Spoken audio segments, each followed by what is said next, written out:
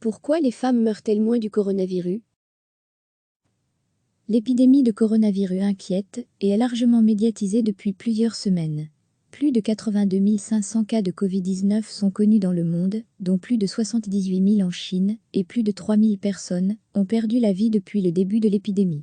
De nouveaux cas sont recensés chaque jour dans le monde.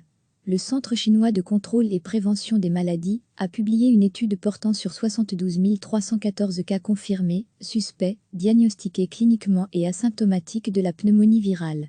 Il s'agit de la plus importante menée depuis le début de l'épidémie et selon ses résultats, la maladie est bénigne dans 80,9% des cas, grave dans 13,8% des cas et critique dans 4,7% des cas.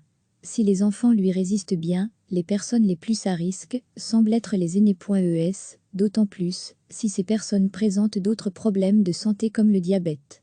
Outre l'âge, d'autres facteurs sont pris en compte par les chercheurs et les chercheuses. Les résultats de l'étude du Centre chinois pour le contrôle et la prévention des maladies indiquent que même si les hommes et les femmes ont été autant infectés.es, le taux de mortalité chez les hommes est de 2,8% contre 1,7% chez les femmes.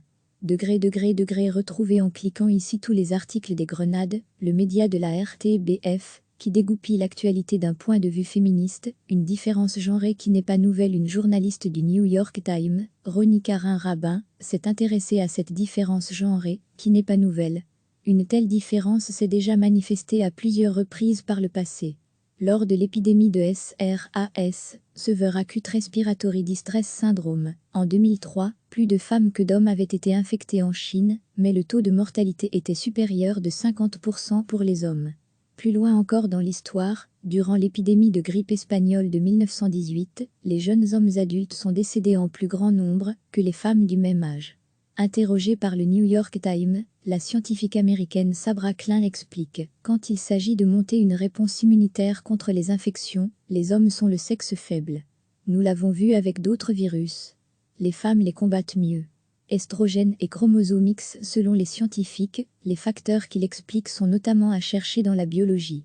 L'estrogène, hormone féminine, protégerait les femmes, car cette hormone joue un rôle dans l'immunité. Le chromosome X contiendrait également des gènes liés à l'immunité. Les femmes portent 2 chromosomes X, les hommes un seul. Cette réponse immunitaire accrue s'accompagne pourtant d'un revers. Les femmes sont plus sujettes aux maladies auto-immunes, caractérisées par un dysfonctionnement du système immunitaire. Elles représentent 80% des malades dans le monde selon l'article. Pour recevoir les informations des Grenades via notre newsletter, n'hésitez pas à vous inscrire ici. Le genre, c'est-à-dire les constructions sociales qui entourent le biologique, entre également en jeu. Dans le monde, les hommes fument 5 fois plus que les femmes, et cela a son importance dans le cas de maladies respiratoires.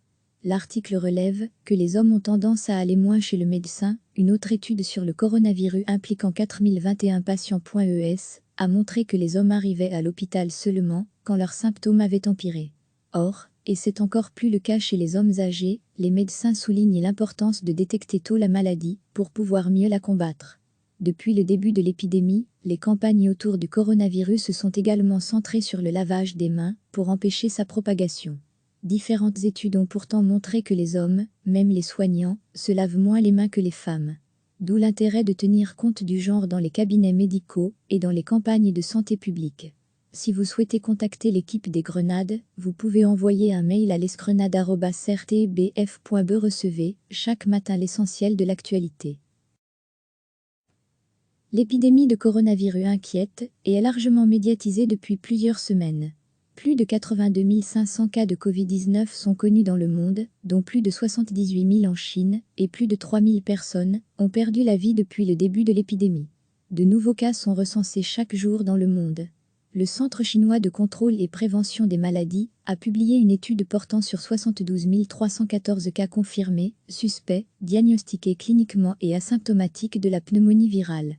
Il s'agit de la plus importante menée depuis le début de l'épidémie et selon ses résultats, la maladie est bénigne dans 80,9% des cas, grave dans 13,8% des cas et critique dans 4,7% des cas.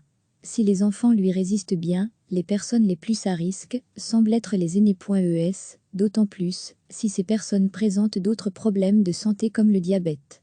Outre l'âge, d'autres facteurs sont pris en compte par les chercheurs et les chercheuses. Les résultats de l'étude du Centre chinois pour le contrôle et la prévention des maladies indiquent que même si les hommes et les femmes ont été autant infectés.es, le taux de mortalité chez les hommes est de 2,8% contre 1,7% chez les femmes. Retrouvez en cliquant ici tous les articles des Grenades, le média de la RTBF, qui dégoupille l'actualité d'un point de vue féministe, une différence genrée qui n'est pas nouvelle. Une journaliste du New York Times, Ronnie Carin-Rabin, s'est intéressée à cette différence genrée, qui n'est pas nouvelle. Une telle différence s'est déjà manifestée à plusieurs reprises par le passé.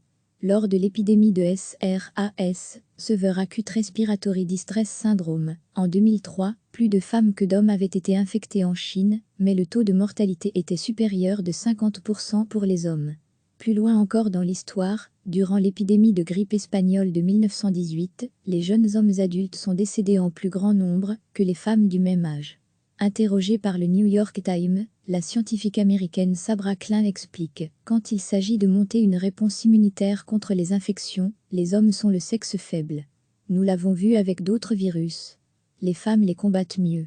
Estrogènes et chromosomes X. Selon les scientifiques, les facteurs qui l'expliquent sont notamment à chercher dans la biologie. L'estrogène, hormone féminine, protégerait les femmes, car cette hormone joue un rôle dans l'immunité. Le chromosome X contiendrait également des gènes liés à l'immunité. Les femmes portent 2 chromosomes X, les hommes un seul. Cette réponse immunitaire accrue s'accompagne pourtant d'un revers. Les femmes sont plus sujettes aux maladies auto-immunes, caractérisées par un dysfonctionnement du système immunitaire. Elles représentent 80% des malades dans le monde selon l'article. Pour recevoir les informations des Grenades via notre newsletter, n'hésitez pas à vous inscrire ici. Le genre, c'est-à-dire les constructions sociales qui entourent le biologique, entre également en jeu. Dans le monde, les hommes fument 5 fois plus que les femmes, et cela a son importance dans le cas de maladies respiratoires. L'article relève que les hommes ont tendance à aller moins chez le médecin. Une autre étude sur le coronavirus impliquant 4021 patients.es a montré que les hommes arrivaient à l'hôpital seulement quand leurs symptômes avaient empiré. Or, et c'est encore plus le cas chez les hommes âgés, les médecins soulignent l'importance de détecter tôt la maladie pour pouvoir mieux la combattre. Depuis le début de l'épidémie, les campagnes autour du coronavirus se sont également centrées sur le lavage des mains pour empêcher sa propagation. Différentes études ont pourtant montré que les hommes, même les soignants, se lavent moins les mains que les femmes. D'où l'intérêt de tenir compte du genre dans les cabinets médicaux et dans les campagnes de santé publique. Si vous souhaitez contacter l'équipe des Grenades, vous pouvez envoyer un mail à lesgrenades@rtbf.be. Cliquez sur s'abonner pour recevoir les dernières nouvelles.